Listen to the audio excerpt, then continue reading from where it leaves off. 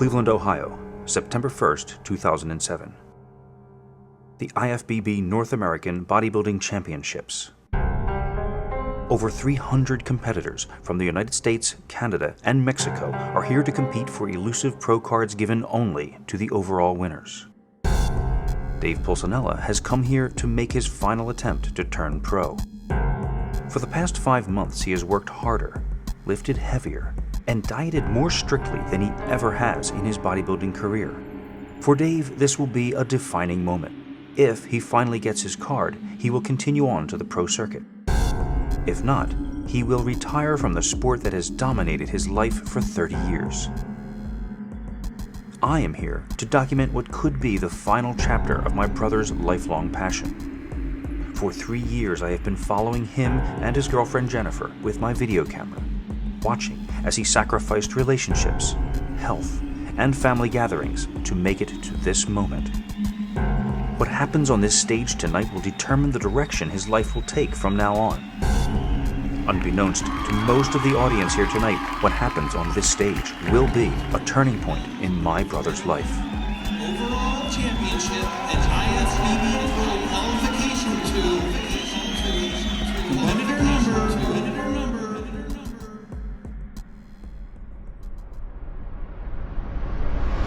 Please take that overall trophy to competitor number 299.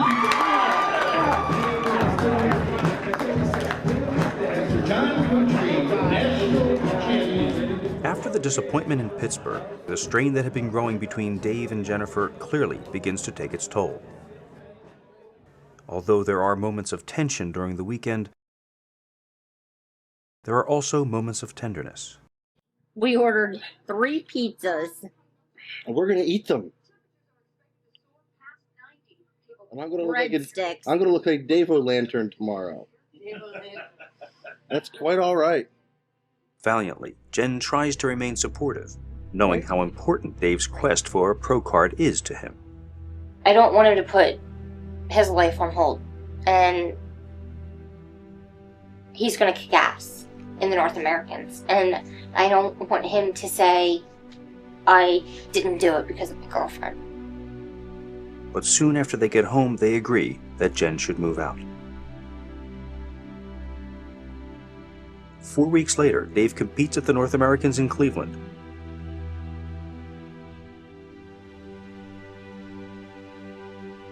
And easily wins his class, but not the card.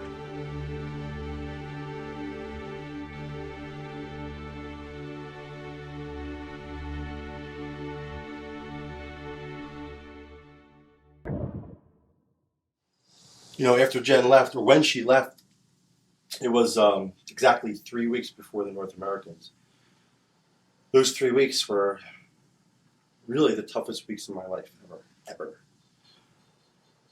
Maintaining the focus of the show while dealing with my loss at the same time.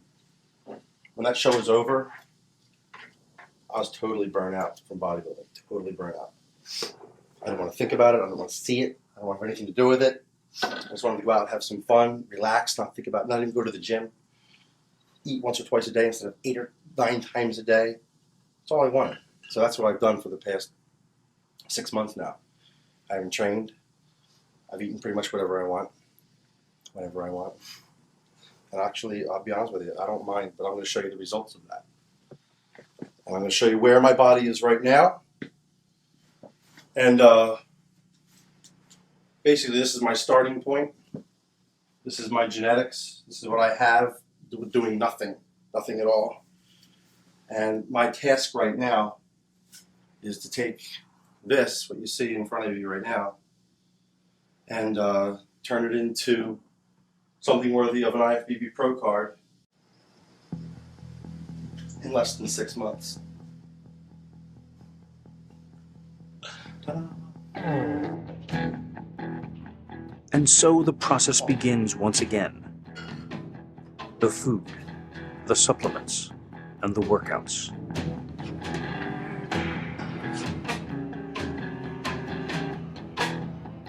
To win a pro card, Dave is going to have to bring his body all the way back to his best ever form, and then push it beyond.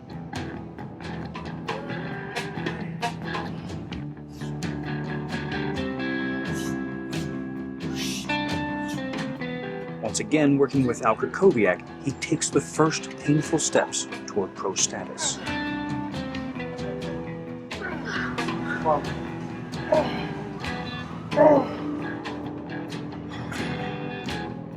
At the same time, on the other side of the gym, Jennifer too is making a difficult comeback. Dave and Jen have not only decided to try one more time to put their relationship back together, but they are planning to compete together again as well. We'll get back together, but we'll live separately for a year. She just signed this 1-year lease. She'll live in her apartment, I'll live here, we'll communicate, and we'll date again. Maybe that will recapture some of what we had back in the day. Things were really good. Unfortunately, Jen immediately begins encountering setbacks. After the first 3 years of competing, I took a year and a half off because of my shoulder. Decided to come back this year. Now I have 2 herniated discs in my lower back. I can't use a lot of weight with anything, and it's kind of difficult to put muscle on, you know, when you're only using a couple pounds. So I'm just doing what I can. Now she's working against so much, and she's behind schedule. Even if she had a perfect physical situation, no injuries or anything, she's still behind schedule. And the whole figure competition thing keeps her grounded. It keeps her out of the bars. Keeps, you know, every day is structured, so she can't go off track. That's what she loves about it. So she's going to try to make it work. I love to drink. I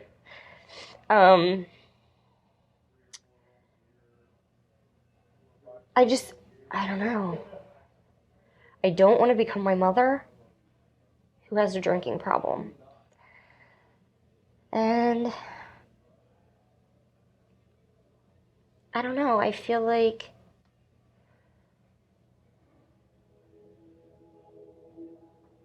a big part of me, I just like to go out and be social and get up one morning and go out to breakfast if I feel like it.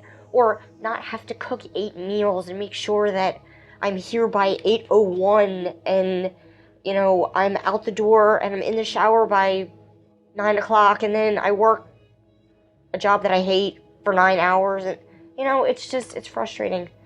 You have to be so single-mindedly disciplined to be a bodybuilder.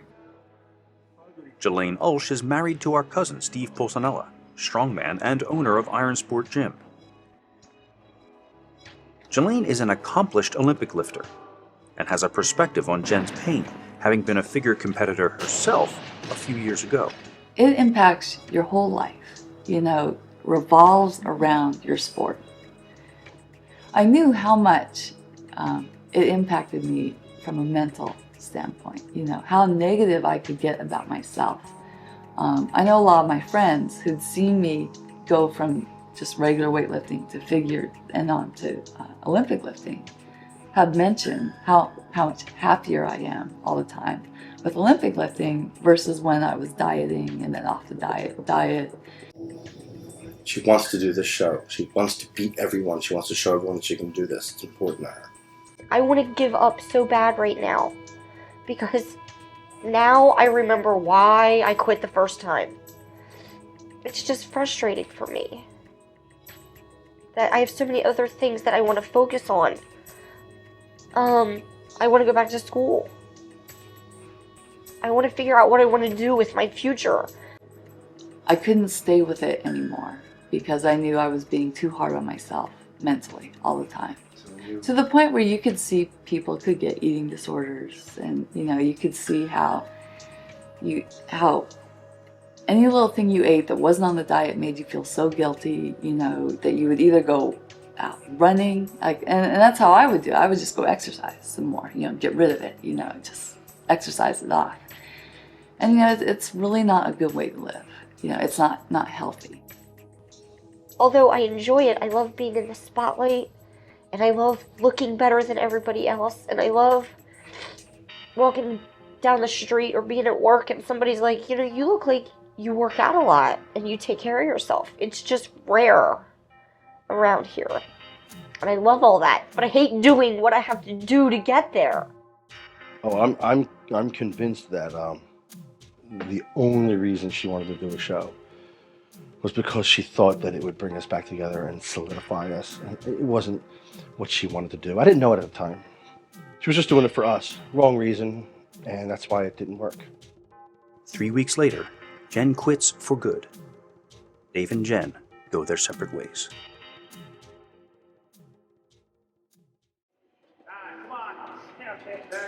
Fresh from his breakup, Dave plunges himself deeper into his program. Thinking a change of scenery might help, he drives to Iron Sport Gym in Pennsylvania for a back workout with Steve.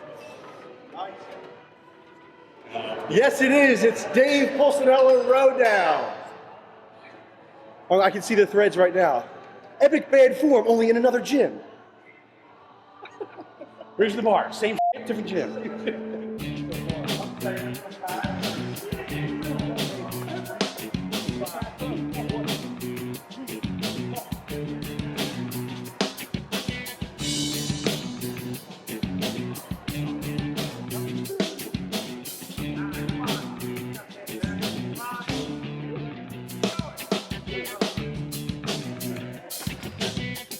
On hand is another cousin, Johnny Pulcinella Jr. Johnny is an aspiring actor who has appeared in several plays, music videos, and independent films. Still looking for his big break, he's come to Iron Sport to pick the brains of his older family members and hopefully put on some muscle.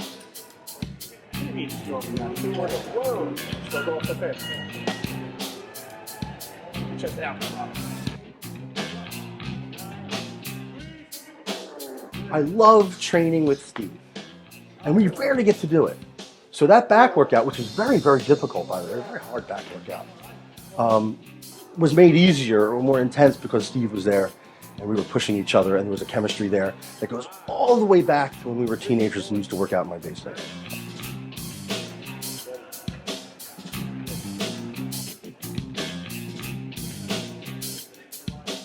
In the middle of the workout, we are interrupted by a fan who had coincidentally stopped in to buy a copy of Raising the Bar 2 and was very happy to find Dave in the house. This guy just came in specifically to buy a DVD of it. Oh, cool. It's still kind of weird when someone I don't know comes up to me and knows me. I'm not used to that yet. But it's pretty cool. I like it. I said, stay strong, stay big. So you're both of those things. That's right. It's fun. I've got a couple guys at the Y, a couple young guys. Yeah. That have seen the first one. Yeah. I keep it in my office, but That's cool, man. freeze framing it on the diet. Freeze frame on the diet. Freeze frame will be eating tuna. Six foods at work. Right. Tuna is a beverage. Dave spends a few minutes with his latest fan, but this is no time for schmoozing. Even this far out from the contest, every workout counts.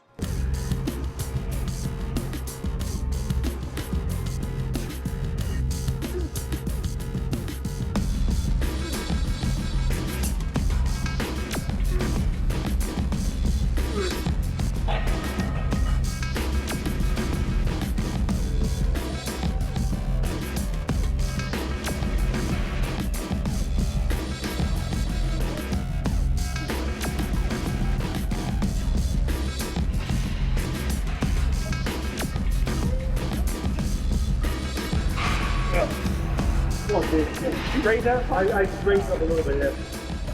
See how sensitive I am? I'm like this princess of the pea. In the few short weeks since beginning this program, Dave is losing fat, and his vascularity is coming back. But he knows he's got a long way to go to win an overall title at the national level.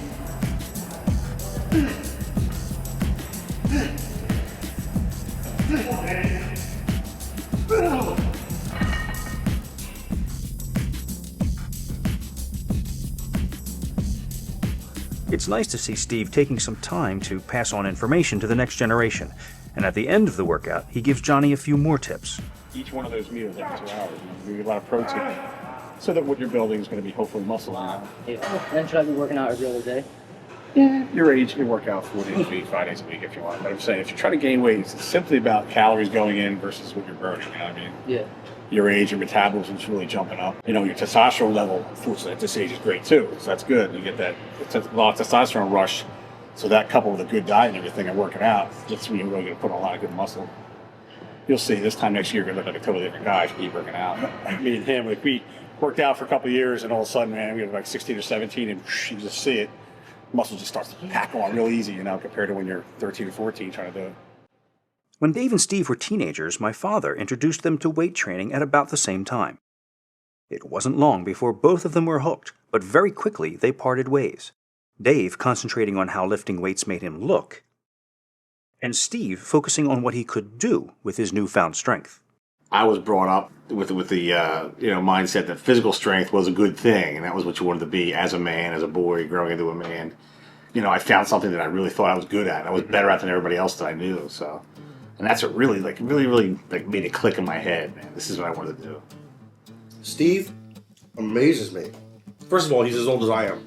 Second of all, we both started doing this at the same exact time, back in the late 70s. And we both evolved in our separate ways. His sport requires so much more in terms of, wear and tear on the joints. You can't help but think about injuries because you're almost always injured. I mean, you go out there, you never know who's going to get injured at any given time. It's a weird sport because you're flailing around. You're not lifting linearly. Everything's rotational and then throwing, and it's a lot of explosion. It's crazy. It's crazy. I thought my sport had wear and tear, but it was much worse. Over the years, Steve has had a very successful career in strongman and Highland Games events.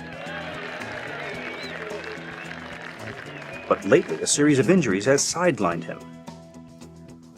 First this year was surgery to repair a torn meniscus in his knee. He recovered nicely, only to find himself in the hospital 6 months later when 2 tendons detached from his ankle. These 2 setbacks have caused him to begin to reevaluate his prospects for continuing with his Highland Games career. I put this goal out a couple of years ago, probably when I turned 40. My goal was, maybe I'll slow down and do some masters. And then I immediately went reversed and I said, no, what I'm going to do instead was I wanted to compete, at the same level I was then, in a high level in the pros, and do that till I'm 50. I really thought at that time I could easily do that. Now it's like, every year. I can see that he's beating himself up, and he's going to have problems when he gets older.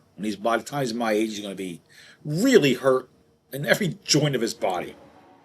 He's going to have problems with it. But on the other hand, spoken as a guy that has worked my whole life so that I could fly a little airplane around, I know what passion is. I know what it is. That is who he is. Hopefully he's satisfied at some point and is comfortable and sort of retiring from that and doing other related things. The longer you stay out of your sport, man, the more you just get antsy to do it. And then when you watch other people doing it, people that in your mind you stay like, man, if I could just get out there on a good day, I can still beat these guys. I can beat this guy or that guy. And, this guy's on a hot streak. Man, if I was there, he would be on this hot streak. And you think that, whether it's true or not, I don't know, but he's got a million injuries, just a million injuries. But he works around them. And he'll get a surgery, and the next week he's out there, flipping a tire or flipping his truck. And I don't know how he does it. Dave, too, has been feeling the pinch of age. Injuries seem to be more common, as this hamstring tear from raising the bar, too, demonstrated. Energy reserves are lower, and recuperation time is increased. And every time I do it, I try to do it more. Because I have to. Because I'm competing on a higher level, trying to achieve more and more. And it's just, so I'm doing more to achieve more for a body that's getting older. It doesn't equate, it doesn't count, it doesn't work. And to sit there and look on the internet and see your competitors, see their weightlifting blogs and see the results from contests, and then the season's done now everybody's posting up their off-season workouts, and it's just like, it's so frustrating. It's like, I keep thinking, I'm falling behind, but I'm like, falling behind what? What have I got to prove? I've been doing this for so long. It's like, but you still want to, you still want to be part of it. You still want to get out there. And I know, the rest of my body is great. It's fine right now. It's hard, and I know it. Take it from somebody that knows what it's like to realize you're coming to the end of something that you really like doing all your life. I don't know. I couldn't tell you. I couldn't tell you if it's going to heal right or not. Like right now, I would say no. I'd say no. I'm shot. I don't think it's going to heal right. But I don't know. Maybe it's just because it's still swollen. It still feels really crooked. It feels even, it feels like all my weight's pushing off to the outside like it was before. And if that's the case and it stays like that and it doesn't heal, I'm done. I'm not going to be able to do my sport anymore. Like, in the end, who's going to remember you and for what? What legacy are you going to leave?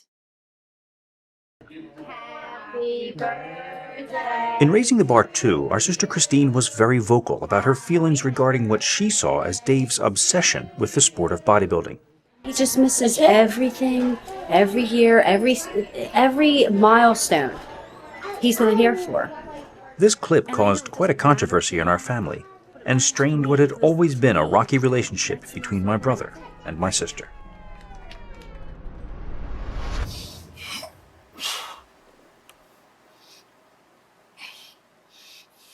Even though he is deep in contest mode, Dave is determined not to let Christine or her son down this year, now that his birthday has rolled around again. But that does not mean he is taking a day off. It means that he's going to have to squeeze all of his usual bodybuilder activities, plus getting ready to go to a kiddie party, into just a few hours. This jam-packed day begins, as every day begins, with an early morning ab workout, and of course, an hour of cardio. It's invigorating, dude. Actually, when I get on here, when I first get on, for the first like 10 minutes, I'm actually pedaling while still asleep. By the time I'm 20 minutes into it, I'm pedaling like this, and I just keep doing this until I turn this machine over to 0-0 again. All there is to it. Yeah, I'm within like 2 minutes because I'm at 20 miles. I could do this all day. All day. My cardio conditioning is sick right now. Love it. Most people, cardio is the most unfavorite thing they do. Yeah. Me too. Just talk myself into liking it because I know I have to do it.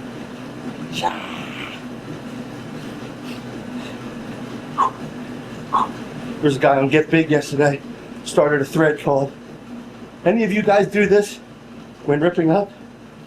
This is Sunday. I'll eat anything I want, 12 donuts, 2 steaks, ice cream, waffles, this, that, and the other thing. Any of you guys do that? And everybody adds in, yes, I do that. I do that. I eat this set of junk. And I eat this junk. Yeah. And one guy says, yeah, I really don't see the point in eating clean for 12 weeks straight. And I replied, yeah, I really do enjoy going to shows and beating people with that philosophy. Because I do see the point in eating clean for 12 weeks straight. I'm sorry, 20 weeks straight. That's what works. Yeah.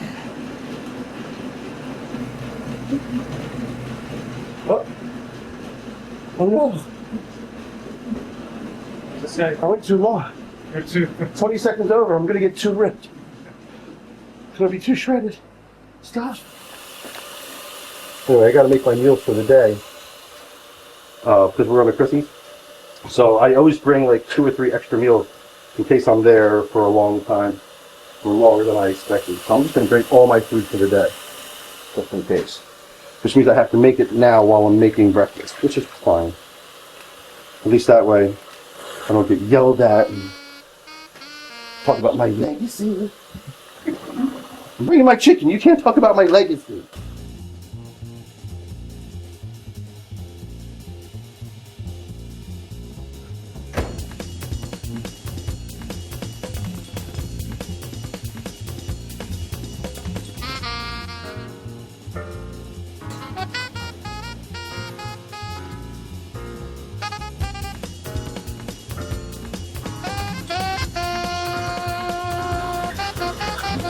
My yams are desiccated.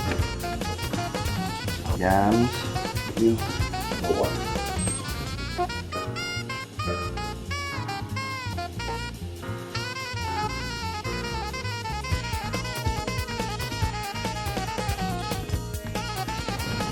this is the time when I'm actually supposed to be having my tea and checking my emails.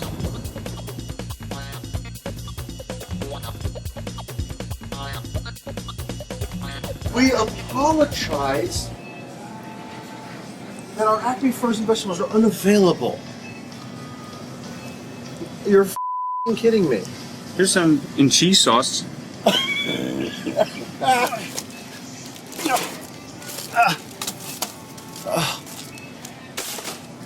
No, there's more.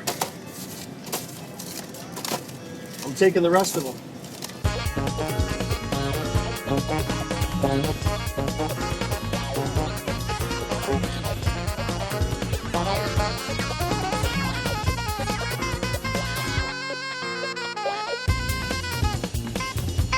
This one says it has a chest button, but show me what it does.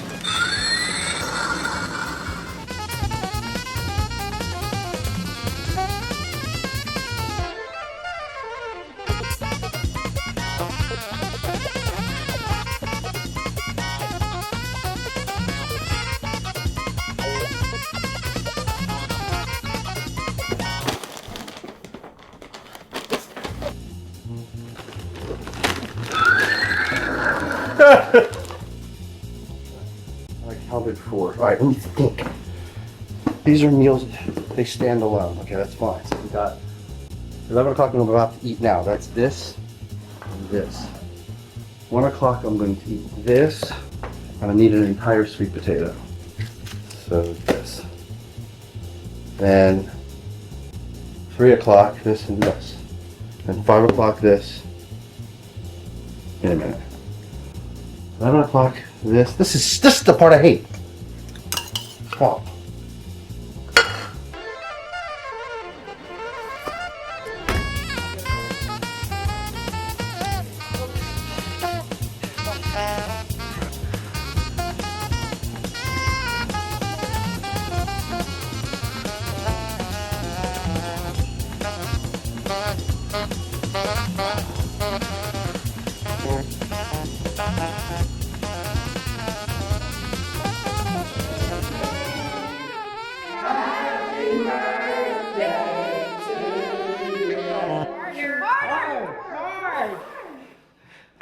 One more.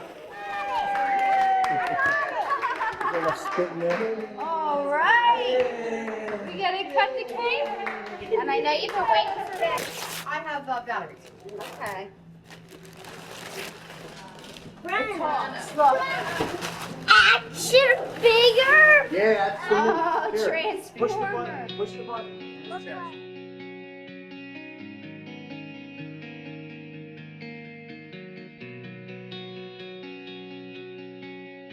And so harmony is restored to the Pulcinella family, as Dave does his best to strike a balance between his commitment to his goals and his responsibilities to the people in his life, including the newest member. It's not like I didn't want to be at these parties, dude. You know, it was a matter of prioritization and trying to do everything. And every once in a while I would miss one, but I think even she would admit that I didn't miss all of them. I would only miss one every once in a while, and that was only like when it was crunch time for a show. And crunch time it is. With less than 2 months until his September 1st deadline, Dave must again begin to narrow his focus if he is to get to his goal. In a way, being single will make it easier. Of course, with freedom comes other temptations.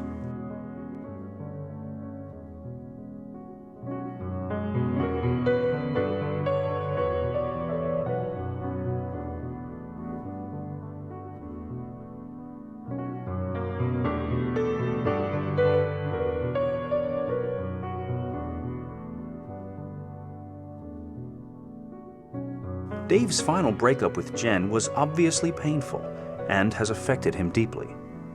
Now he seems angry and claims he'll never be in a serious relationship again. I just want to be able to do whatever the f I want, when I want to, with whomever I want. How's that? I need it. F that. I understand that that's the way it's supposed to be. But I've done that my whole life and I'm over it. It never gets me anywhere. Maybe I should have never been monogamous. Maybe I should. I mean, that's just not me. You really think you're not a monogamous person now? That you're never going to be in a monogamous relationship again? Probably not. Why do you think that? Because everybody feels that way when they get out of one, and it's been painful and sad and all that kind of stuff. Nothing to do with that. I'm in no pain anymore. To be honest with you. I know how this looks, but it's not what you think.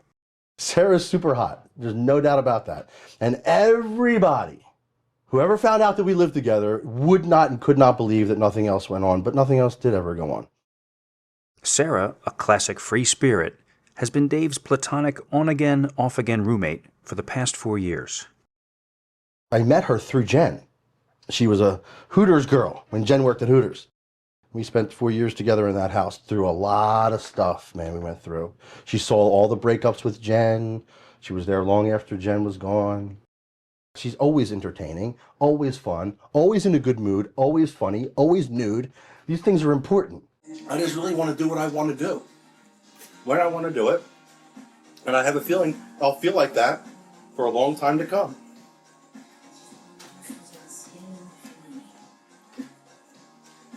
It's just that simple. I was going to say I'll drink to that, but I'll eat a sweet potato to that.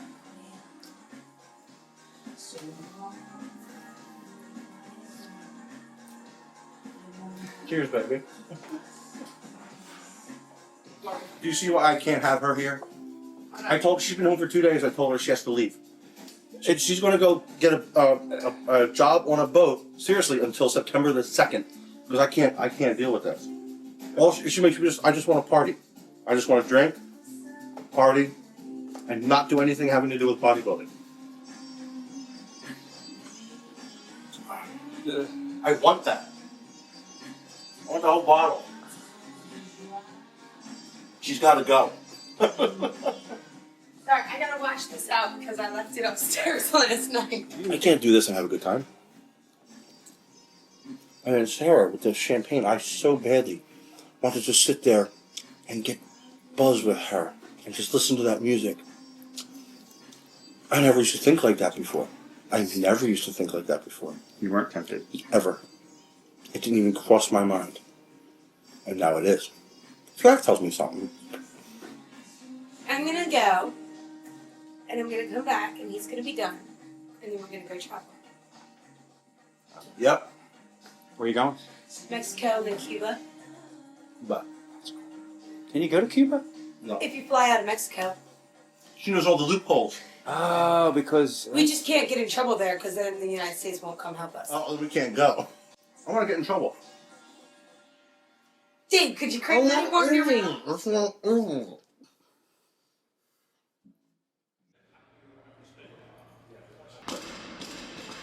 Depleted and exhausted from 5 months of relentless training and dieting, Dave arrives at Iron Sport Gym for one of his last intense workouts before the show. Working alongside the strong men and strong women, he uses the inspiration of the Iron Sport athletes to help motivate and energize his workout. Steve steps away from the front desk to spot and encourage Dave through this final grueling arm workout.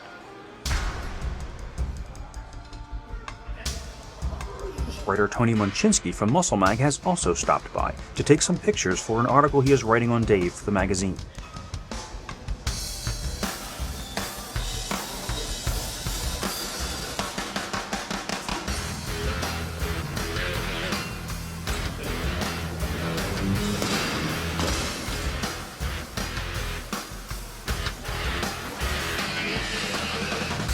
It starts to get really difficult about 6 weeks out, and your body fat's real low, so you feel everything in your joints. There's no lubrication. Your energy levels suck because you really don't have enough nutrition for all of the activity you're doing.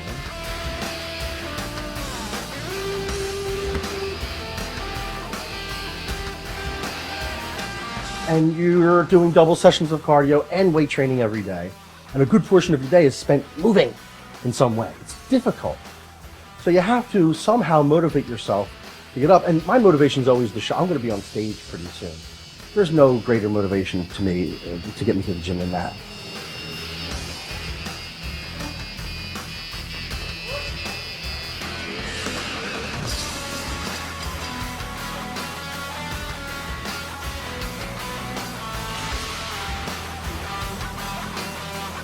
After today, Dave will back off the intensity and eventually stop the workouts and cardio completely a few days before going to Cleveland to allow his body time to recover for the show. The end in sight, Dave knows this is no time to slack, even though his energy reserves are low. I got nothing in the tank. Not left in the tank. Things on the outside of your body. What? It's clothes all on the outside. It's all on the outside of your body. It's all on the outside. On the inside. If someone's going to beat me at this show, we're going to have to combine two things. Better genetics than me, which is certainly a possibility. Having done more work than me, which is not.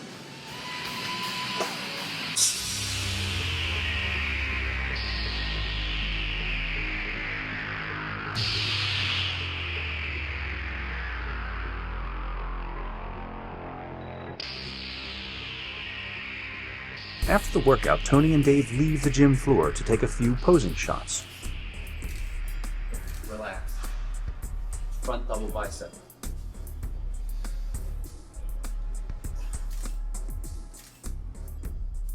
Evaluating Dave's physique as Tony snaps his pictures, it looks to my eye like he's done the impossible. And turn it into something worthy of an IFBB Pro card. Dave has come back from his heartache and pushed himself to his best ever form. In this sport/art form called bodybuilding, that's all anyone can do. In 1 week, we'll be driving to Cleveland for Dave's last chance at a pro card.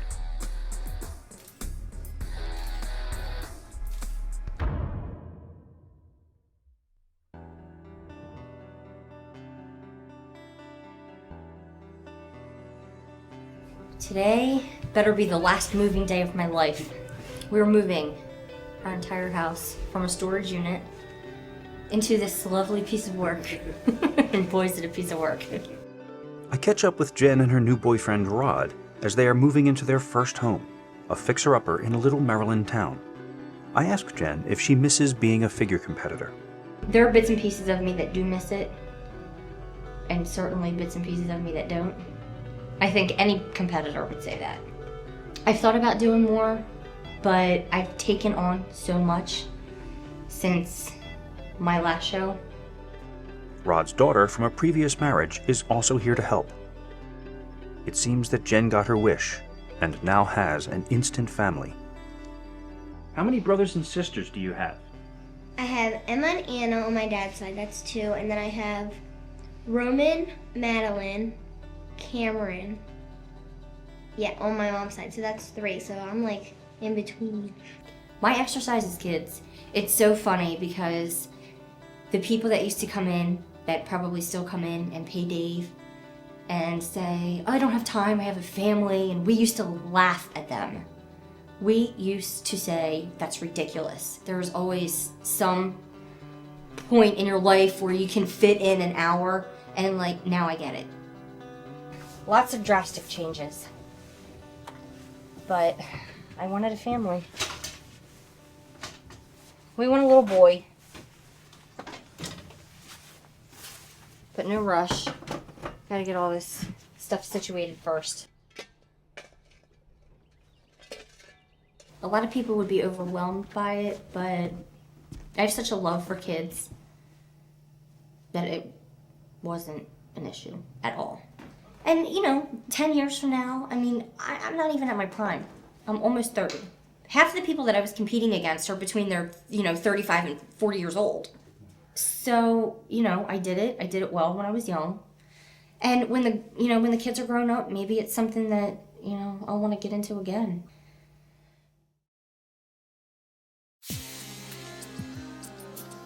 So You told me that I could still do the Yeah, one that's in fine. the or I could do my yogurt in the morning still, but I just On his last day at work before leaving for Cleveland, Dave tries his best to hide his mental and physical exhaustion from his clients. Haven't you eat Mr. Softy? You look like Mr. Softy. There is no Mr. Okay. In this fragile state, a bodybuilder can be thrown off by the smallest thing. A casual word or misplaced phrase can inflict terrible psychological damage to a competitor so close to a competition. This is the worst because it's such a head game, because you get into bodybuilding to be big and you feel so small. Everyone's saying, "Oh, you got skinny." Sarah came home last night, saw me for the first time this morning. She goes, "Oh God, you got so skinny." That's the wrong word. She doesn't know. She doesn't know any of the verbiage to say. She said everything that was wrong, but I had prepared for days for her to come home and say all the wrong stuff so it wouldn't affect me. So she takes one look and she goes, "Oh my God, you're so skinny." I said, "I am skinny. I'm ready for my show." She goes, "Oh God, you look like your brother." I said, "That's what I want to hear before I do the nationals." Then we're upstairs in the bathroom and I pull up my shirt. My midsection's just shredded. She goes, "Oh, that's the skinniest I've ever seen your chest." My God. When I finally got to the point where we translated what she was trying to say into what she actually meant, she meant that she's never seen my midsection that shredded. But she called my midsection a chest, and she said skinny when she meant it wasn't coming out. I said, "Sarah, this is my chest. Your midsection, it's always sticking out, and it's not now. It's all ripped and flat." I was like, "Oh, that's what she meant by I've never seen your chest so skinny." I've heard these kinds of complaints from Dave for years, but his tone is becoming increasingly final. I hear him saying again and again that this is really his last shot, and now I'm beginning to believe him. I can't wait to have this albatross off my neck. I just don't want to care about my body parts anymore. I don't want to care how thick the skin is right here. I don't want to care about that anymore. It takes way too much energy. It's just way too much stress. How long do you think that'll last, though? Forever.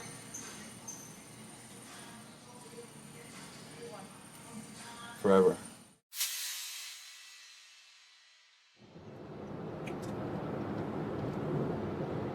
Bodybuilding is never easy. For Dave, it sometimes seems to be very hard. The 8-hour ride to Cleveland becomes a nightmare of pain and emergency stops as Dave's digestive system runs amok. For some unknown reason, he has been having severe diarrhea, making every agony-filled mile an excruciating ordeal.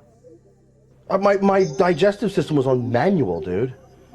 I was either or I couldn't shit at all. I was either nonstop water or I couldn't shit at all. So I had to do alternate rounds of Pepto-Bismol and Imodium and stick the suppositories up my ass to make me shit, alternating between those two the last week. It was horrible.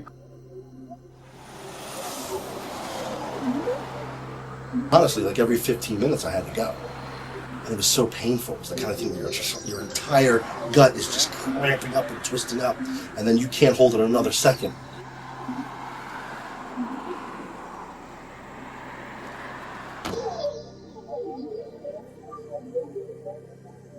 Arrival in Cleveland does not mean that Dave's stomach troubles are over. Far from it. I knew it wasn't a real tough ride, it's just a straight line. But man, it was torturous this year. It was horrible. I was in so much pain. I'm just trying to get one out. There's so much worse in this slow motion, which is in immense pain and in danger of going into shock. What could be causing this pain? Could it be that Dave's body is telling him that it's finally over?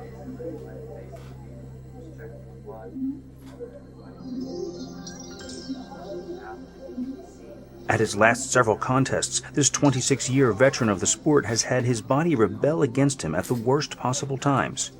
Was this yet another sign that it was time to call it quits? I know one thing for sure. The more unpleasant this is, and the more suffering I'm going through, the more likely I am going to win. It's just the way it works.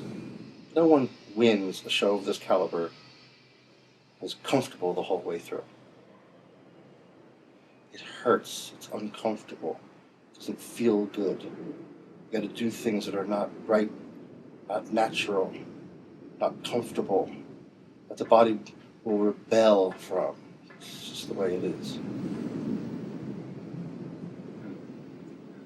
One of the unexpected positive effects of Dave's suffering is that it is keeping him from making a mistake that he often makes the day before a show. He overeats. I overdo the eating the last few days because at the core of who I am, I'm that skinny kid. And those insecurities crop up the day before a show, and I just eat way too much food. I'm eating the right foods. I'm eating my chicken breast. I'm eating my sweet potato. I'm eating but I just eat way too much, and my body's not letting me do that. John Kutry, last year when he won Masters Nationals, had the same problem. Eating right up the show, which is why it's the only show he's ever been ready for. That's why he was all dry and sharp and good. He's always smooth and watery, and never ever looked like that except for that show. And then I heard later he was sick for the week leading up to it, stomach diarrhea. He's never ever gone in looking like that. He had to contract a stomach virus to do that. Fellow competitors and good friends, Bridget and Dan, arrived to help Dave with his preparations.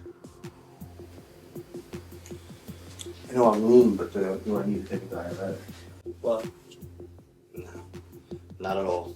The timing of events over the next 24 hours are incredibly crucial, and Dave is in no mental shape to figure this one out on his own. I'm afraid if you were to run a diuretic, you're going to have some major issues. I mean, you got cross striations and all across your whole abdomen, man. I think I would have issues if I took diuretic. Yeah, if you're cutting off at 8, I would look at like 4 a.m. That's 8 hours of sleep. I have this sequence that I'm doing where I'm taking my diuretic, I'm doing this, I'm doing that. I know I have my list of things and that list has to completely change all of a sudden.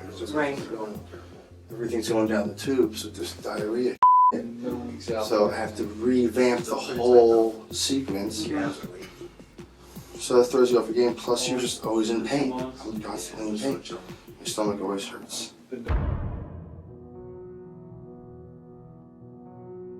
I wake up in the middle of the night and find Dave gone from his bed. I really couldn't sleep. I didn't feel like sitting in that room anymore. And what happens a lot of time the night before a show, you got your protan all over you, you're sticking to everything, you're uncomfortable, you're hungry, you're dehydrated, you're nervous, you can't sleep, there's no way. So I got up and started roaming aimlessly around the hotel. Ended up in the lobby, the huge, luxurious lobby, beautiful hotel. And there was a huge grand piano there and no people. It was desolate. So I just sat and began to play, and I knew it would relax me, which it did.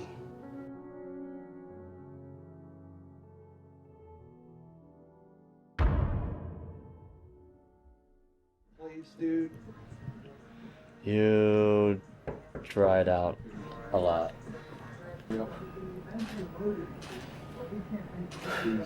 As we wait for Dave's turn on stage, I begin to worry about his recurring stumbling block, his body's tendency to cramp when dehydrated. My arms are locking, and I'm pushing it back, and then I push this back. This would lock, and I push this one back. Several times throughout his career, Dave's contest day performance has been compromised by this cramping problem. I actually caught it on tape in Raising the Bar 2.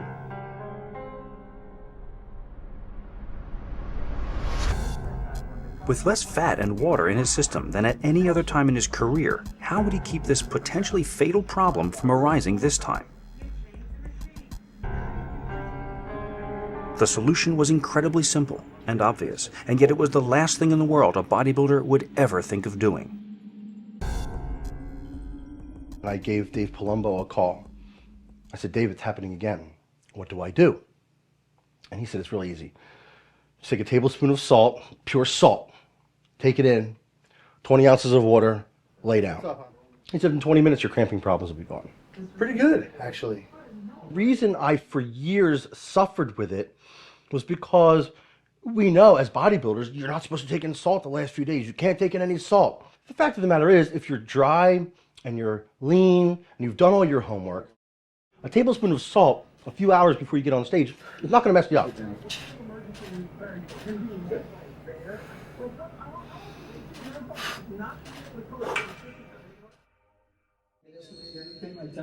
His cramping problem no longer a distraction, Dave begins to concentrate on his ascent to the stage.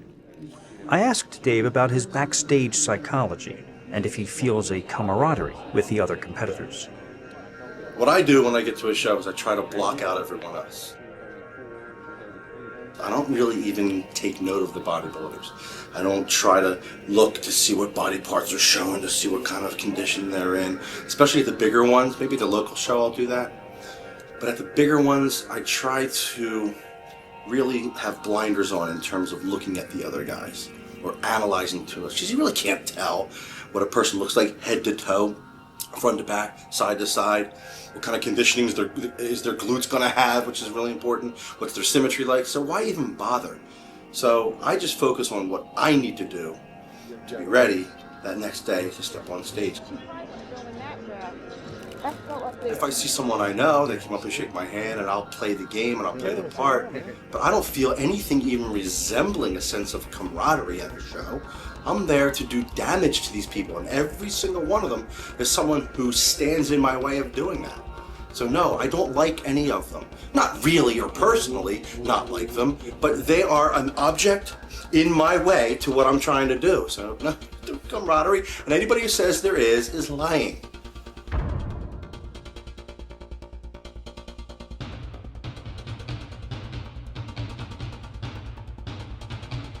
I try not to look around. In fact, I always pick that same spot with the North Americans every year because there's that curtain there. You ever notice that? And what I can do is, if I'm finding myself looking at the other competitors in my class, I can just turn around and face the curtain and just do all my pumping up just facing that curtain. Because no matter how good I look, no matter how thoroughly I prepared, when you look at the other people, and Kenny Weiss taught me this years ago, because he would just psych himself completely out by looking at the competitors, and he always looked 10 times better than everybody else. But he ended up looking at these people who weren't half the bodybuilder he was, and got completely psyched out because you just think everybody looks better than you. And the heavyweight class of the North Americans, everyone's a monster. So I look at these guys taking their shirts off and they're huge. They look like cartoon characters. I'm like, I can't compete against these people. Obviously I can.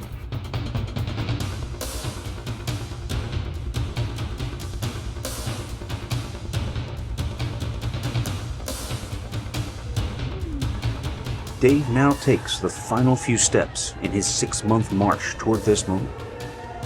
In order to get his pro card, he has to first win his weight class, and then the overall against the winners of all the other weight classes. It's not an easy task, and this time, top 5 will not be good enough.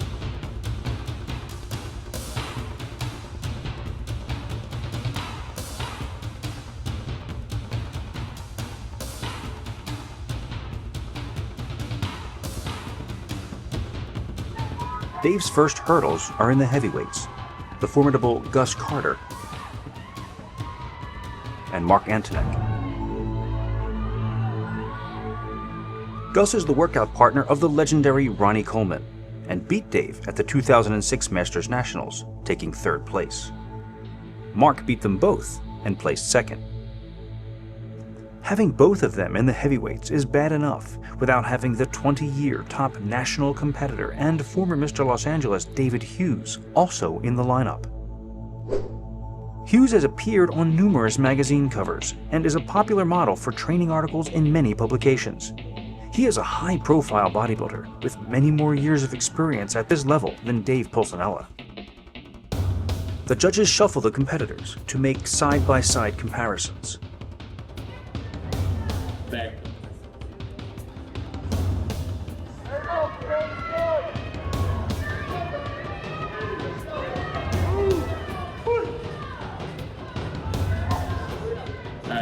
Money! Money right here, money! They run them through the standard poses one last time. And it quickly becomes clear that Dave's chances of winning the heavyweight class are good.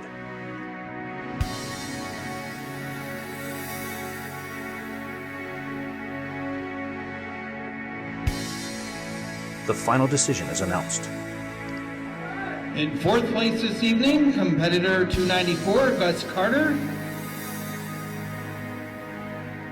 Our third place finisher, competitor 301, Daryl Jones.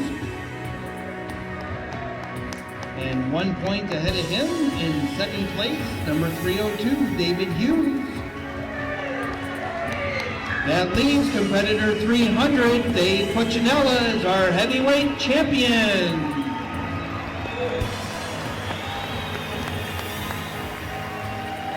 All right, congratulations, gentlemen. And we're going to see Dave again in the overall. Thank you very much.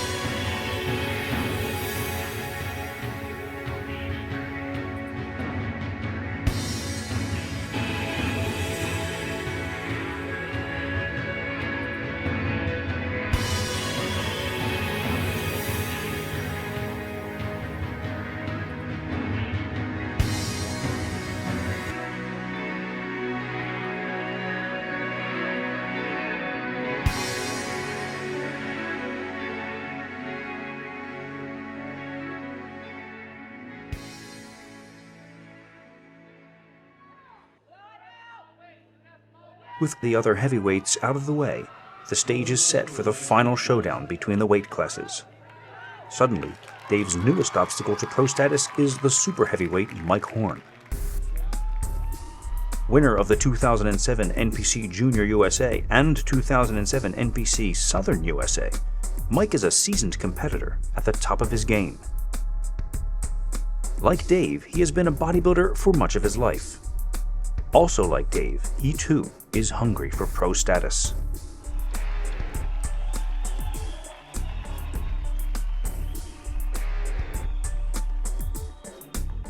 As I watch Dave prepare for his battle with Mike Horn, I feel that something is off. There is little rejoicing about his heavyweight win. He is distant and quiet. I had been noticing this all day. In the 4 years I have been working on this documentary series, I have learned to recognize the bodybuilder's mindset on the day of a contest. Irritable, withdrawn, forgetful. But this was different. When all was said and done with us, I lied to make you think I didn't care.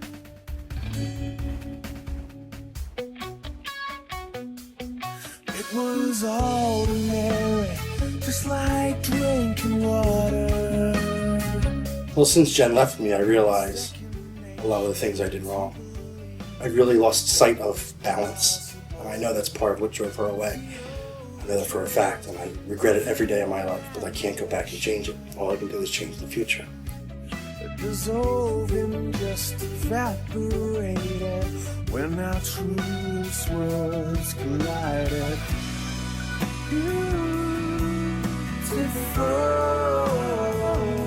You just spend so much time with one person. You just get so used to friends and their family, and then it's gone.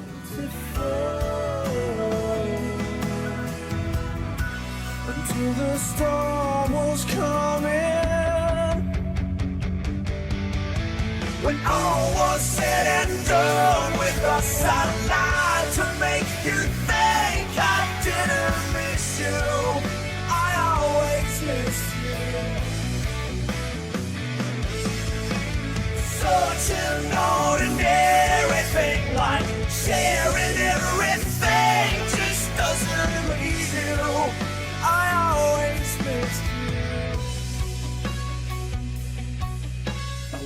There's a huge part of me that misses her, but there's also a huge part of me that knows that it probably needed to happen this way. I mean, I'm moving on. I'm completely happy. I don't regret any decisions that I've ever made, but it's just sad knowing that we never really had any relationship struggles. And that we just can't be together. We can't even be friends. That's the sad part. We text message each other.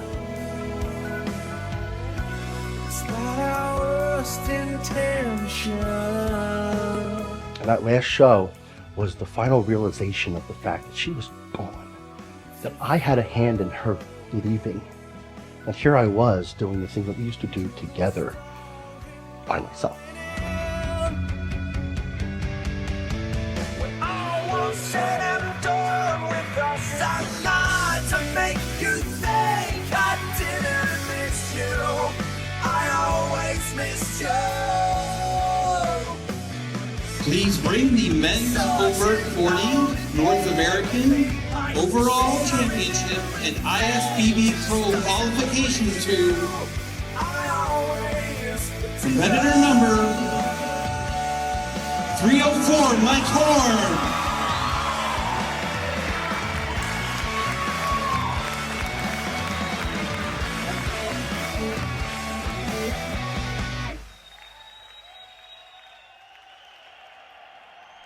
Take a good look, world. This is the last time I will ever look like this. Yeah, if this isn't enough, then I don't have enough. It's just incredible. I don't have what if this isn't enough to win a pro card, I don't have what it takes. Of course I'm going to be disappointed, man, because, that's why I was there. I was there to win. Not just my class, but the overall. That's what I went there for. And nothing less would have satisfied me. And it didn't. I was pissed. As a competitor, you have to be, or else you're not a true competitor. But after giving it much thought, talking to some people, asking for their feedback, looking at pictures, I realized that it wasn't a ripoff, that it wasn't political, or any of that stuff that people like to cry after a show. It was what it was. And it was the judges liked his physique better, and that's okay. What the case is that you have a bodybuilder that has a different shape and... Yeah, I don't have what it takes. At this time, at this specific... You don't always, Al, and every year they'll give it to somebody else. That's not true. Well, I ain't coming back to test that theory. That's fine. I'm 42.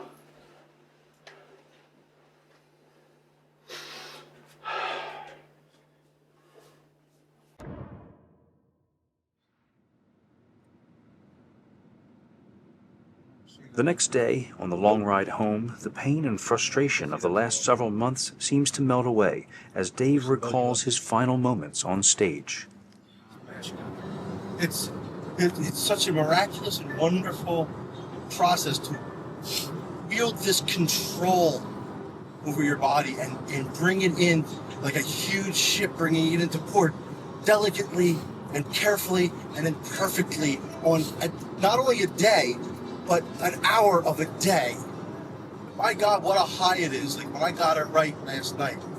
I was backstage pumping up so hard and not a droplet of sweat formed on my head, my body, or anywhere. You are so ready. I looked around me, everybody's drenched in sweat.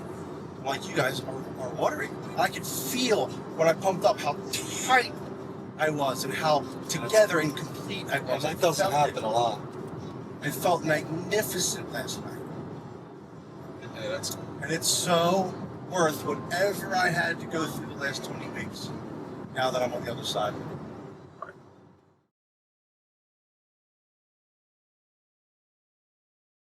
Try this again. I'm not gonna cut your damn head off. Either way. After the accolades fade and the last snapshots are taken, the post-contest feeding frenzy begins. Jesus, this looks We could have something. And continues the next morning. Got it. Oh, the buffet breakfast, have to do that. Have to do that. I have to. That is the ultimate kick back at the diet meal. And I have to eat at least 5 plates. On the long ride home, we stopped several more times to feed. Bacon double cheeseburger with all the toppings. Waffle cone with vanilla ice cream. Sugar cone, of course. The double quarter pounder with cheese, I probably got 2 or 3 of those. No wonder I gained 30 pounds in 3 days. You know what I mean? I want to do what everyone else does and go out and have some f***ing fun. I want one 4th of July where I can actually eat something off the grill that's not chicken.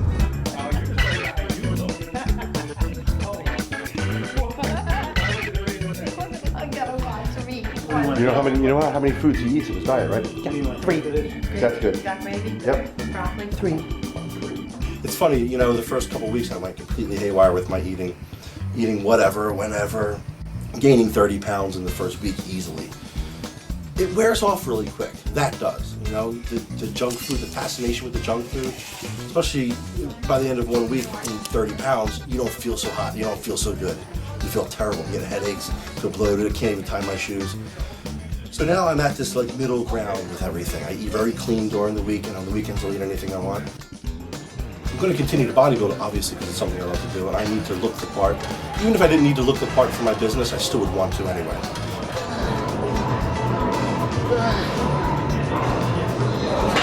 Why am I still training this hard? What's the point?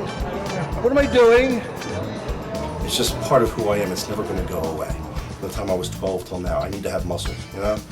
Whether they're real big muscles or somewhat big muscles, I need to not look normal.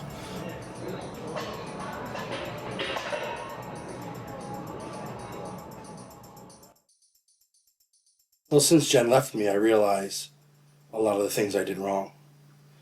And I'm working to have a more balanced life. I really lost sight of balance. And I know that's part of what drove her away.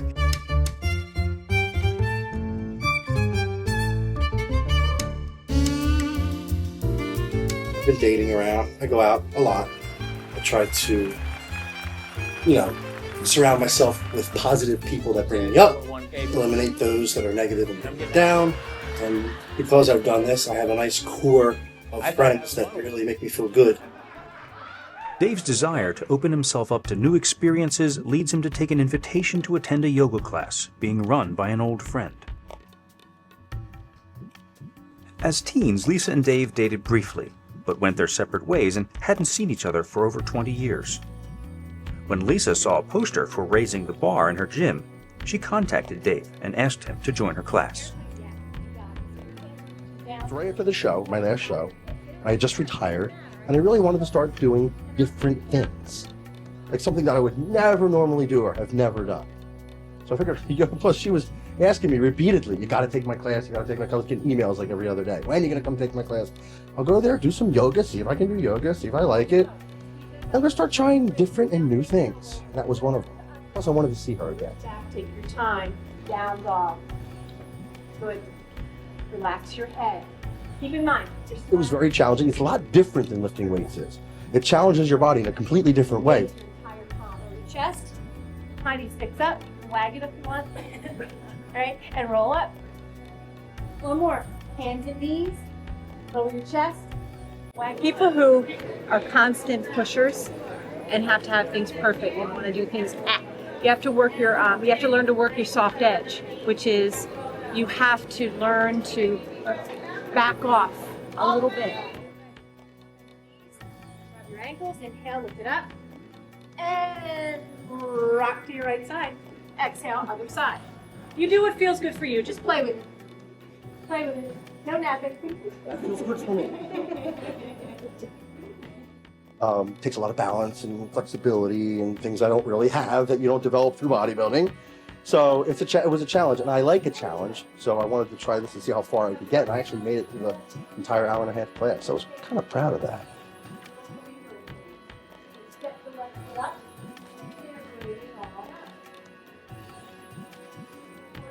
You'll go right back. Here's the rule.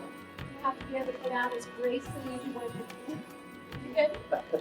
Right? So you don't. Yeah.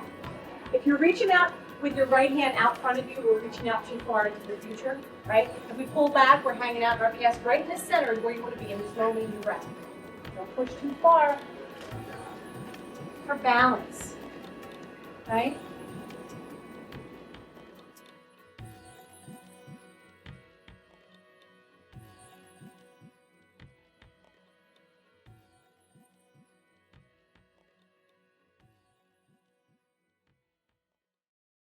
thought it was nice of Jeannie bringing it out here. It's alright, yeah, we did get out here.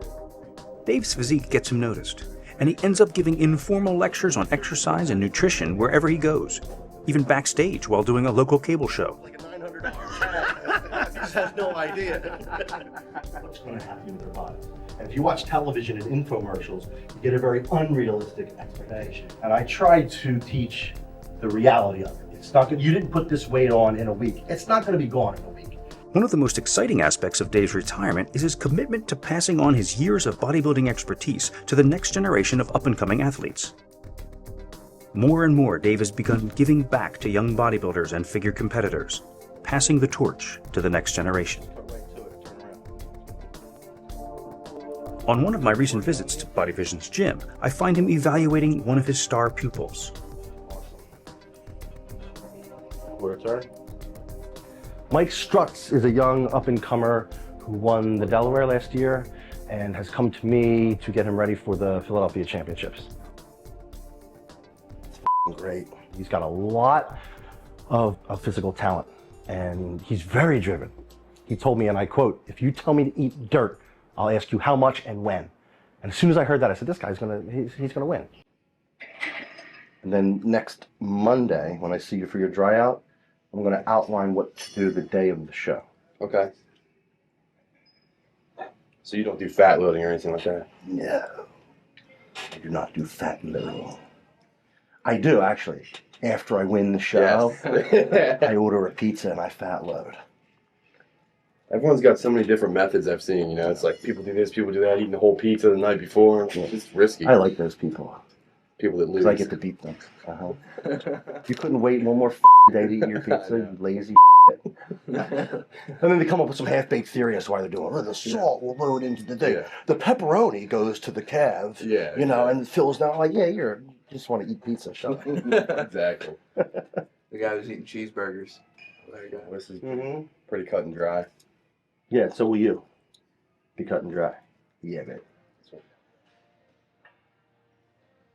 Mike is serious about this competition and passionate about his goals. I want to beat somebody who's already on the national level. I mean, that's an accomplishment for me, because that's where I'm trying to get next. Right. So if someone shows up and they're a little off, and I can take them just because my conditioning's better, that just shows that I have the potential to go to that next level. Right. And that's what I'm looking for. Like, this is my Olympia, this village. Right.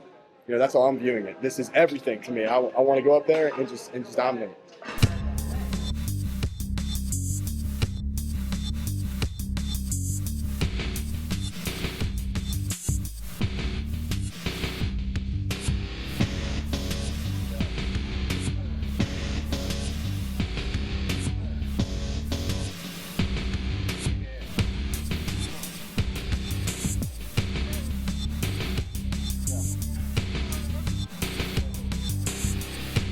He's got beautiful shape, small waist, wide shoulders, flaring thighs, and he's willing to do whatever it takes.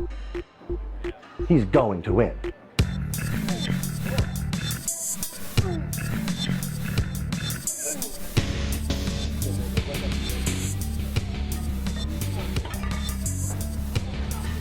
In an interesting parallel, Mike's brother Bob Strutz has been taping his brother's journey to this contest, much as I had begun in this exact same spot in 2004. Like Dave has done with Mike, I've been coaching Bob, giving him shooting tips and a few editing pointers. He's got a good eye and a great subject. I can't wait to see what he comes up with.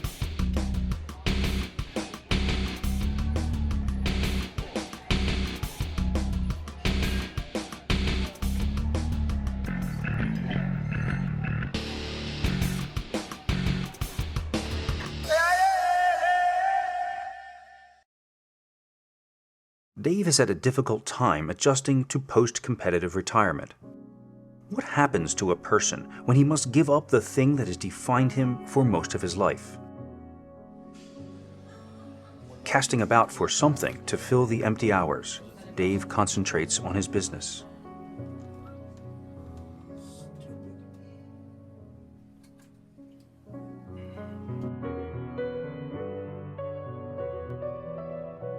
Lately, he has been accompanying some of his clients to their shows to help with last-minute preparations like tan application.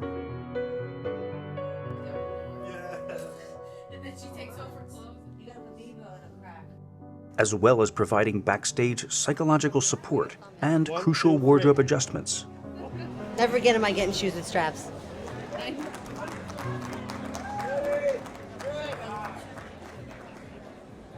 Some of his athletes achieved their first wins under his tutelage.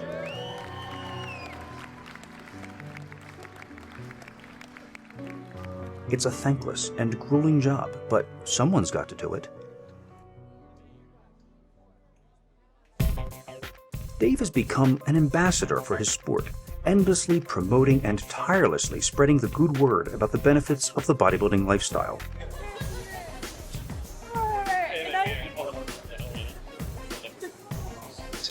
Right now, she's about 12% body fat. Always on the lookout for young competitors in need, Dave will take precious time out of his busy schedule to give advice to a competitor still hungry for her first win. Just take the shirt off. Take it off. Come on. Yeah, she's wrong. Oh my God. I can do it. Quarter turn. Quarter turn. His selfless philanthropy and devotion to the promotion of bodybuilding is unmatched in the fitness community. Oh my gosh. All you need to bring up a little bit is the side delts just a tad, and everything else is where it needs to be. It definitely lean enough for how far out you are. His MySpace page is populated with hundreds of friends and fans who echo his love of fitness, bodybuilding, and a healthful yet competitive lifestyle. It was here the next chapter of his life began. The man who said he'd never be monogamous again is contemplating a new relationship, this time with a 20-year-old bodybuilder from Massachusetts. Hayley McNeff goes by the MySpace name Gonna Get Huge. Hayley first discovered bodybuilding on MySpace. Yeah, I never knew bodybuilding existed, and I started talking to people. And I realized I was the only one in the world who had never heard. Now it is becoming her aspiration to eventually step on stage as a competitive bodybuilder. She has begun training with that goal in mind. The only reason I'm on MySpace is to connect with other bodybuilders and to learn and connect with other bodybuilders. That's why. She saw my picture on someone else's page and said, he looks interesting. And he's jacked, so I think I'll friend request him. She was really bored. So I messaged him, and I was like, oh, you have a really good physique. And then, whatever, I wasn't trying to talk to the dude. I don't try to flirt with people on MySpace, ever. So, yeah, then we started talking. And we started messaging each other and immediately started flirting with each other. It didn't take us long to start flirting. Well, it doesn't take him long to start flirting. Yeah. As we've learned. Right. Eventually, Hayley takes the train down to Delaware to meet Dave. Before the weekend is over, they are both very infatuated with each other. I am stunned by how quickly and how completely Dave's been smitten. Honestly, I've never seen him like this. She's absolutely unique. I've never met anyone like her. Personality is off the charts. I love it.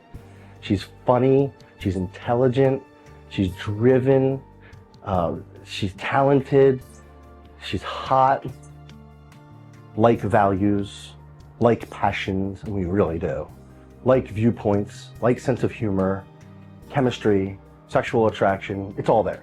It's all there. I've never clicked like this with anyone. The fact that it's happening with a 20-year-old blows my mind. It's more so we click regardless of our ages, and it's this really unique connection versus I like you because you're older, I like you because you're younger. I don't know why all Dave's bodybuilder friends thought it was weird that we were eating food during the span of like 8 hours. She brought chicken breast and tuna and water. I was sitting there eating my peanut butter sandwich because it was like 1 o'clock, peanut butter sandwich time. I don't know why that was weird. He calls me Mini-Me because I'm exactly him, only a female, smaller. Yeah, I've never been this open with someone that I've been with. We tell each other everything. Things that you would only tell your really good friends, not. Emily was freaked out about the things that I knew about your sexual life. She's like, what? Yeah. You told him what? Yeah. If anyone had shown me what's going on right now in a crystal ball, that I would be able to click like this with someone that young or with this age difference. I would never believe it. But we just do.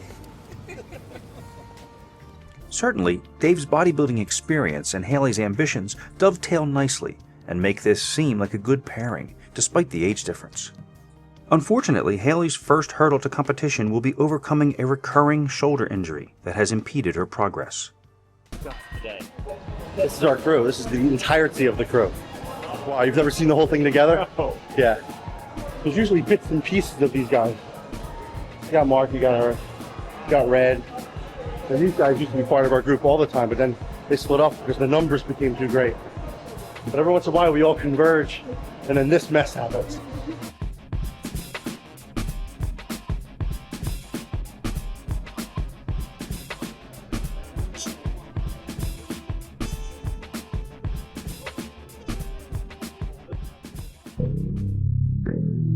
And so today Hayley is frustrated and limited to only rehab and cardio.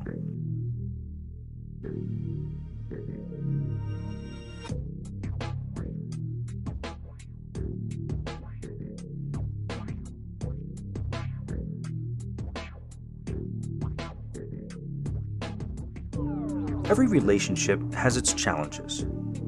A relationship with a large age disparity has special dangers. Our sister Christine has a very personal perspective on Dave's latest choice of companion.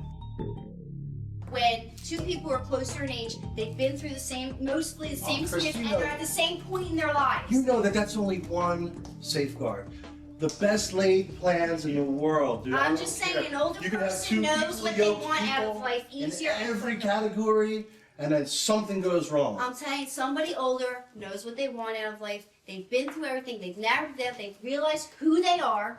They know who they are. You are not who you are at 19 years old. You know, she can lose interest because she's so young, you know, and it could be fleeting. And she has a history of dating a guy for a month at a time. Like, who's the flavor of the month? Hell yeah.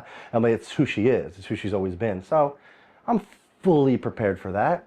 She did it already. Wait a minute. 22, 23 and says, oh, I'm starting to feel that urge to be a mother, to have children. 24. Wait a minute. Didn't that happen with somebody else? Oh, yeah. You're laughing. Didn't that happen with somebody else who said, oh, she's 19, 20, she don't want kids, she don't want marriage. And then suddenly all you ever hear is, well, if I ever get my ring. Who said that? Your other girlfriend, Who? Jen. She never said that. Bullshit. Jen. She said it right at Grandma's funeral, sitting right next to really? me. And she said it a few times. If he ever wants to settle down, I would love to have children of my own. Blink, blink, blink, blink.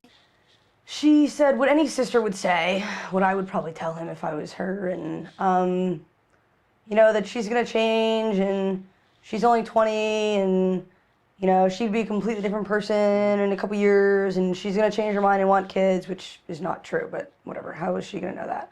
Okay, I'm in love with this man who's never going to want to settle down, never want to have children. My heart's breaking, but I can't stay with him anymore. And now I got to pick from these other guys who maybe at 27, 28 are already married, working on their families. Then she's got the ones that are in their 30s who were never married, so there's something wrong with them. I mean, it just gets She's harder. absolutely right. It just gets hard. And now she has to go out to the bars and the clubs at 27 to find someone because her friends are hooking her up with All I goofballs did and was wackos. bring her down here and let her meet me. And she took it As from soon there. as you I took found it out from she there. was 19, you shouldn't have continued. Maybe you're right. That's I didn't want to. because I think you've been around long enough to know where this might end. And I don't think it's fair to her. I can't That's argue with all. you, Chris. That's all I'm saying. I feel sorry for her, and I'm mad at him. Sorry, what should I? Once again, mad at my brother. Okay, so should I make a phone call right now? No, Should I just make a phone? You know what? This could I'm just happen saying, a year from now. We really should cut off this wonderful thing now because it could go wrong. You could want kids. at Oh, 25. David, every relationship in the beginning is wonderful. So what's wrong with that? So you're living on the high. And what's wrong with that? You're a drug addict. Ask me. Not a drug Answer me addict. No, what's I'm wrong sorry. with You're that. an addict to the high of being in love. Life is happy. Life is sad. Life's over here. Life's over there. in a different- And I'll tell you what. I don't want my life to look like this. I don't want a flat line, dude. I'd rather be. I'm loving right now. And guess what? That's all I care. All right. What would you say to people who would say that you are going through a midlife crisis? I feel they're free to say that, and absolutely, I can understand why they would say that. But I feel as though I'm in absolutely no crisis situation at all. I feel very very happy with where I am, very secure with where I am. I don't feel any impending sense of anything. I don't feel a crisis at all. I'm just enjoying myself, and this is how I choose to do it.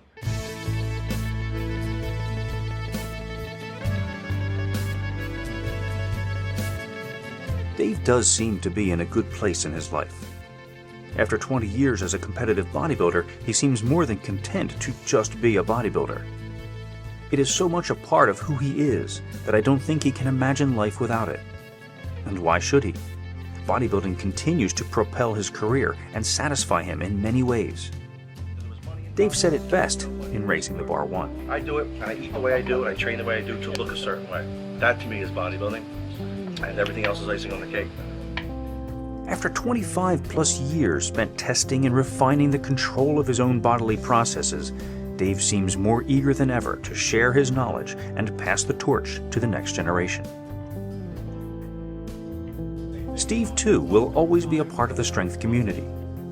With the success of Iron Sport Gym, Steve has established himself as one of the foremost promoters and protectors of the strength sports, and has begun holding his own yearly strongman contest.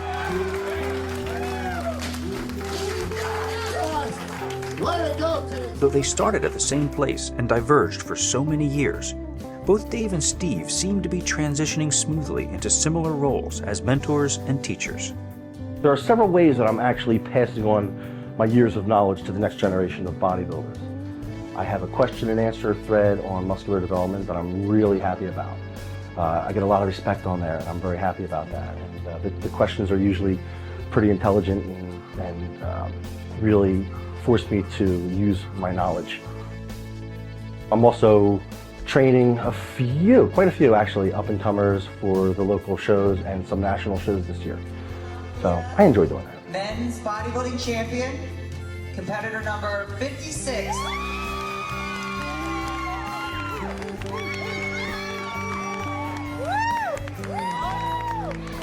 Let's hear it from him. Congratulations, Mike. I'm very, very happy, and I feel this huge sense of freedom now to do all the things that I didn't do, all the things that I sacrificed doing over the years to compete, I'm able to do now, and I'm very, very happy about that. You know, I've lost time to make up for, right? I know that. It was worth it though. Because you know what? No one can take away from me the things that I've done, and I still get to enjoy my family. When Dave and I began taping 5 years ago, we had no idea what was in store for us. No one could have predicted the things that I would witness, or the sleeper hit that Raising the Bar would become. During the course of making these documentaries, I have learned much about bodybuilding, dedication, sacrifice, my brother, my family, and myself. Despite a few disagreements along the way, I think this has been a journey of understanding for everyone and brought us all closer together.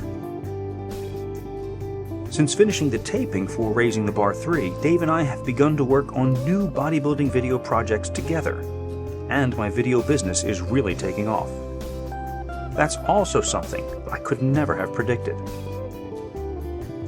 As I wrap up this final part of Dave's amazing bodybuilding story, I must admit, this doesn't feel like an ending. It feels like a beginning.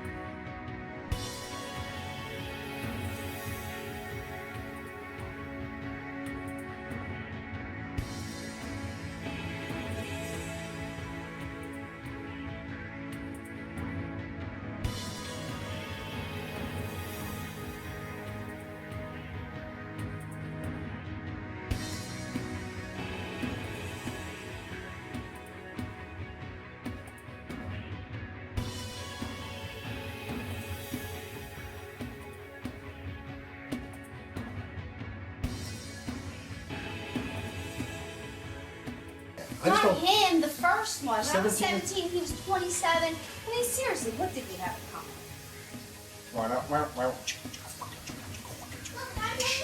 It's my sister. I'm sorry.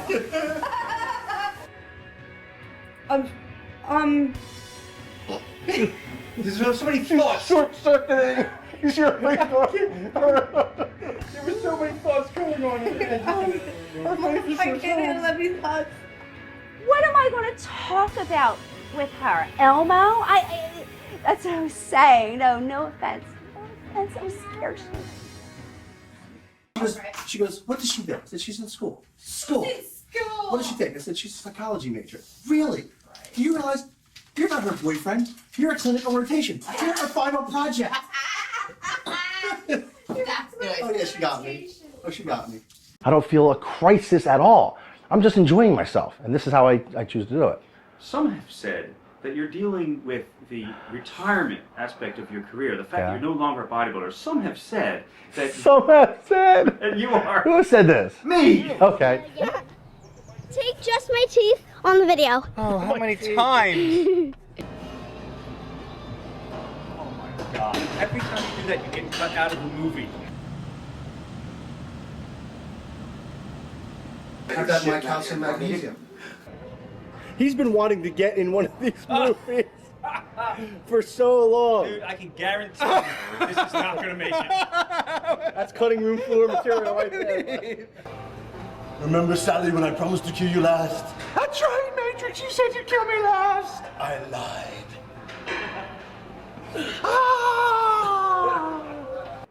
A bodybuilder does not want to look normal. You want to walk into the room and everyone's head turns and says, oh my God, look at that human being. What was the thing that you said when you were a young kid? The thing I said? What do you mean? About wanting to be a bodybuilder. I wanted to make women shield their children from me and people puke as I walked by. Have you achieved that? Yes, absolutely. Pray tell, what are the sleeping arrangements for the evening? Well, I cuddle.